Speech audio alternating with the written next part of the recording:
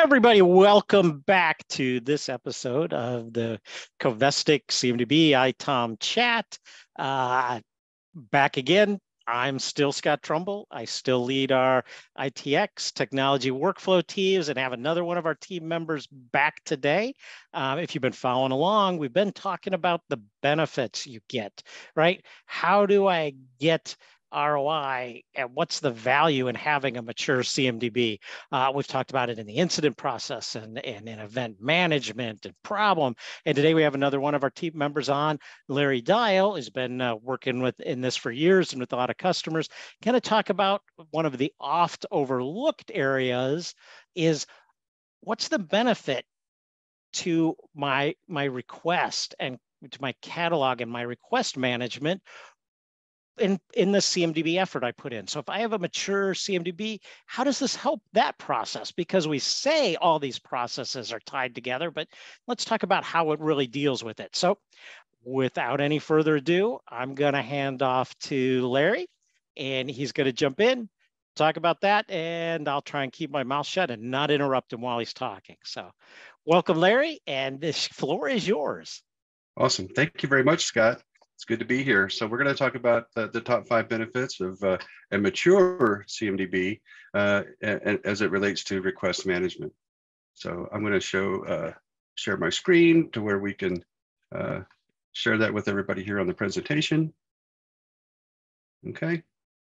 So number 1 we have is trust your data. Right, so that mature CMDB, that also implies that CMDB is accurate, right, being mature.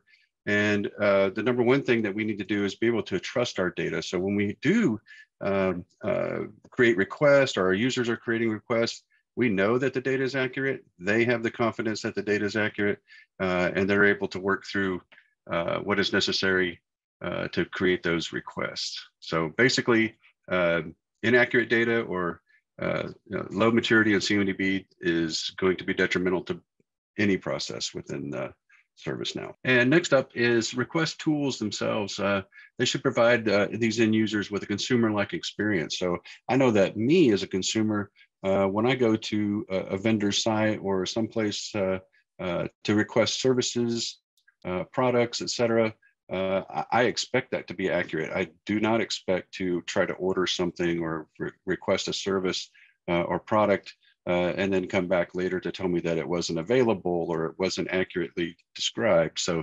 that should be a very seamless look and feel for customers.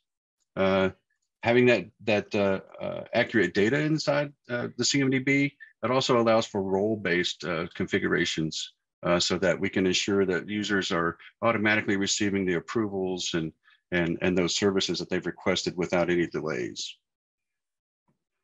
If a user submits a service request that needs authorizations, again, using that common repository where we have user and organization data, we can make those approval decisions as needed and as seamlessly as possible with automation.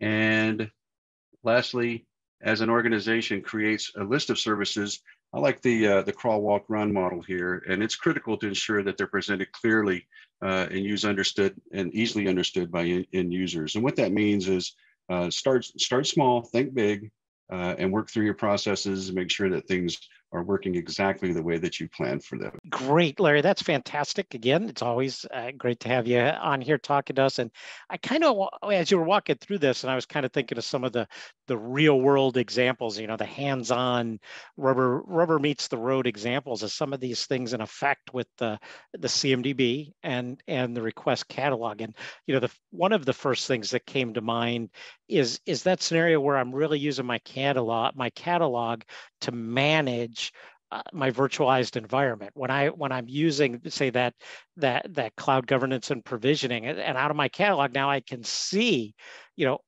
not only what does my organization have, I might be getting requests out of there that say, hey, this is an underutilized virtual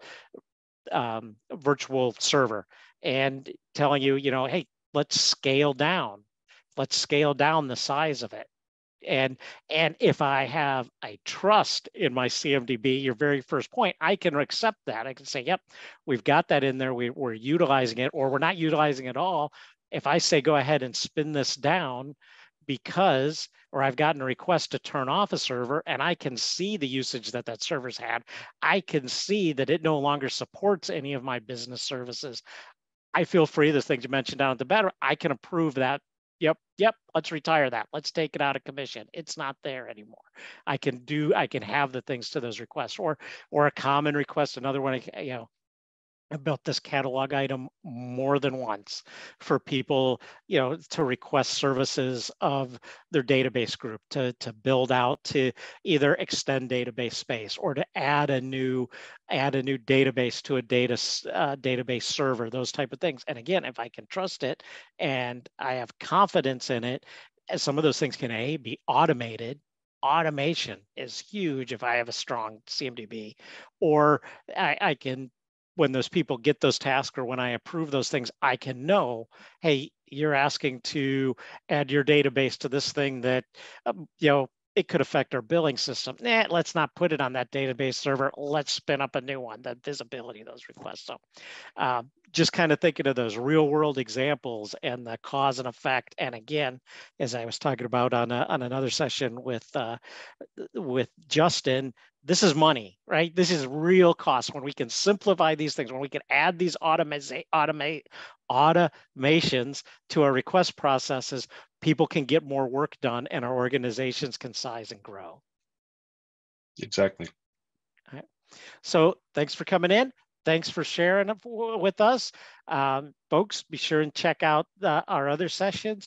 I know if you haven't seen it, our team was working together to put together how Covestic works with customers to kind of seem to be roadmap and planning. And we're going to having some of our Donde Beers and Kate from our advisory group on there talking about that. So be sure and check that out in upcoming sessions. So everybody have a great time. We'll see you again in the future. Same ITOM time, same ITOM channel.